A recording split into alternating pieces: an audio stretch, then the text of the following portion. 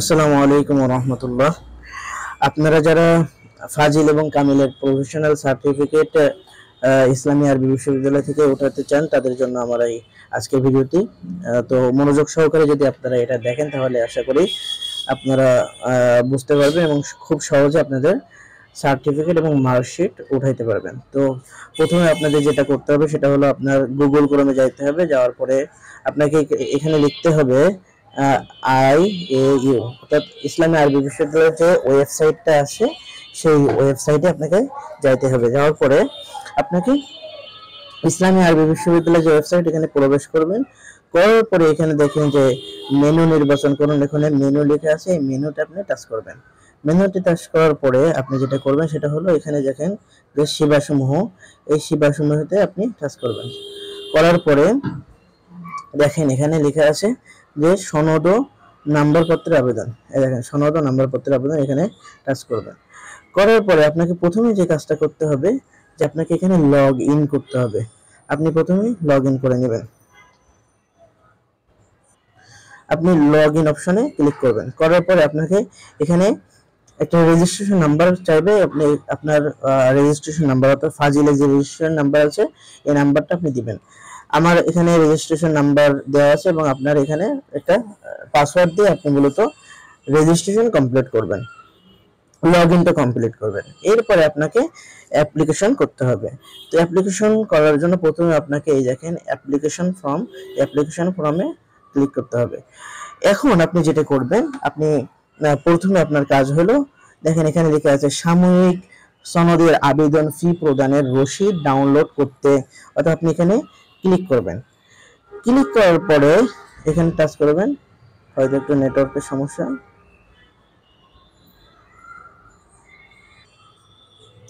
তো যাওয়ার পরে এখানে এমন একটা ইন্টারফেস আসবে, জাস্ট আপনাকে এটা ফিল আপ করতে হবে। এখানে সার্ভিস টাইপে আপনি লিখবেন যে প্রফেশনাল সার্টিফিকেট। এরপরে আপনাকে যেটা করতে হবে সেটা হলো EIIN নাম্বার। এটা আপনি মূলত আপনার প্রবেশপত্র পেয়ে যাবেন, আপনার মাদ্রাসার EIIN নাম্বার। এখানে আপনার মাদ্রাসার যে EIIN নাম্বার আছে আপনার প্রবেশপত্রে সেটা দিয়ে দেবেন। যেমন আমি এখানে আমার একটা দিয়ে দিচ্ছি, আপনার একটা দিয়ে দিবেন। দেওয়ার সাথে সাথে ফাইন, এটা করার সাথে সাথে দেখেন আপনার মাদ্রাসার সমস্ত সবকিছু চলে আসবে, অর্থাৎ এই পাশের যত যা কিছু সবকিছু আপনার চলে আসবে। এখন এরপরে আপনার স্টুডেন্ট আপনার নাম লিখতে হবে, এরপরে রেজিস্ট্রেশন নাম্বার লিখতে হবে, সেশন লিখতে হবে। এটা লেখার পরে যখন আপনি সেভ দিবেন তখন আপনার এখানে মূলত আপনার এখানে ট্রানজ্যাকশন আইডিটা দিয়ে দিবে। তো এটা এখানে আপনার কাজ শেষ, এটা আপনার কাজ শেষ। এখন আপনি যেটা করবেন এটা আপনাকে ডাউনলোড করতে হবে। আচ্ছা আমি একটু ফিল আপ করে আপনাদেরকে দেখাই। এরপরে দেখেন আপনি এখানে ফিল আপ করার সাথে সাথে আপনার নাম, আপনার রেজিস্ট্রেশন ও সেশন এগুলো লেখার সাথে সাথে আপনি যখন সেভ বাটনে ক্লিক করবেন তখন দেখেন আপনার একটা ট্রানজিশন আইডি অলরেডি দিয়ে দিছে। এই ট্রানজিশন আইডিটা মূলত নামবে। এরপর আপনার ডাউনলোড পে স্লিপ, এই ডাউনলোড পে স্লিপে আপনি ক্লিক করার পরে আপনার সাথে সাথে একটা স্লিপ আপনার অলরেডি চলে আসবে। তখন আপনি কি করবেন, দেখেন এমন একটা স্লিপ আপনার চলে আসবে।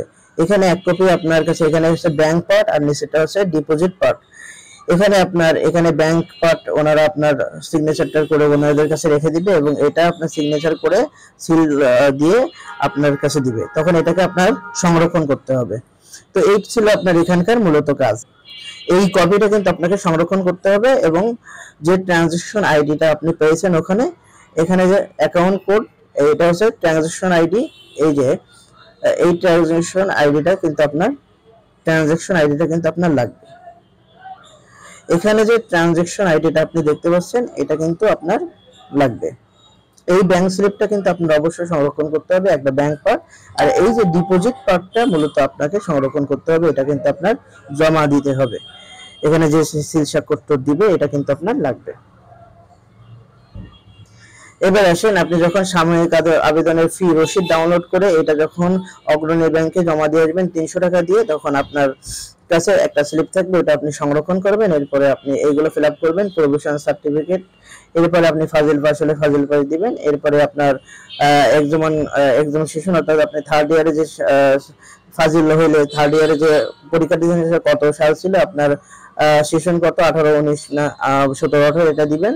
এরপর আপনার যেহেতু রেজিস্ট্রেশন করেছেন, ওই যে লগ ইন করেছেন, তখন আপনার এই তথ্যগুলো এখানে চলে আসবে, registration number, applicant name, mobile number চলে আসবে। এরপরে আপনার বাবার নাম, মার নাম, পারমানেন্ট অ্যাড্রেস, আপনার অ্যাড্রেস দিতে হবে, এবং মাদ্রাসার যে EII এর নাম্বার যেটা একটু আগে আপনাকে দেখালাম, এইটা আপনাকে এখানে দিতে হবে। এরপরে গ্রুপ অর সাবজেক্ট, আমাদের BTIS, অর্থাৎ আপনাদের অনার্স হলে অনার্স, BTIS হলে BTIS দিবেন। এরপর আপনার 3 ইয়ার মিলে যে রেজাল্টটা, সেটা আপনাকে ফার্স্ট ইয়ারে কত, সেকেন্ড ইয়ারে কত কমা দিয়ে লিখতে হবে। এরপর পেমেন্ট যে ট্রানজাকশন আইডিটা, অর্থাৎ যে রসিদের যে ট্রানজাকশন আইডিটা থাকবে ওটা এখানে বসাইতে হবে। এরপরে আপনার পিকচার, এইগুলো কিন্তু সব আপনার PDF ফাইল করে দিতে হবে। আপনি প্রথমে আপনার ফোন দিয়ে ছবি উঠাবেন, ওঠানোর পরে আপনার PDF ফাইল করবেন, ক্যাম স্ক্যানার দিয়ে PDF ফাইল করে এখানে জাস্ট সাবমিট করবেন। এখানে চুজ বাটনে দিয়ে আপনি জাস্ট করবেন, এখানে সাবমিট করবেন।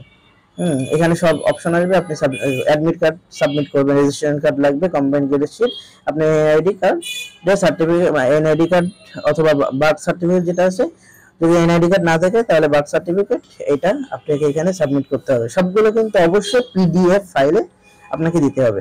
এরপরে যে আপনি অগ্রণী ব্যাংকে যে ফিস ডিপোজিট স্লিপ যেটা আপনার কাছে থাকবে, অগ্রণী ব্যাংকে যে জমা দিবেন, ওখানে দুইটা পার্ট থাকবে, একটা হচ্ছে ব্যাংক পার্ট আর একটা হচ্ছে ডিপোজিট পার্ট। ডিপোজিট পার্টটা মূলত আপনাকে এখানে পিকচার উঠে আপনাকে এখানে PDF করে দিতে হবে।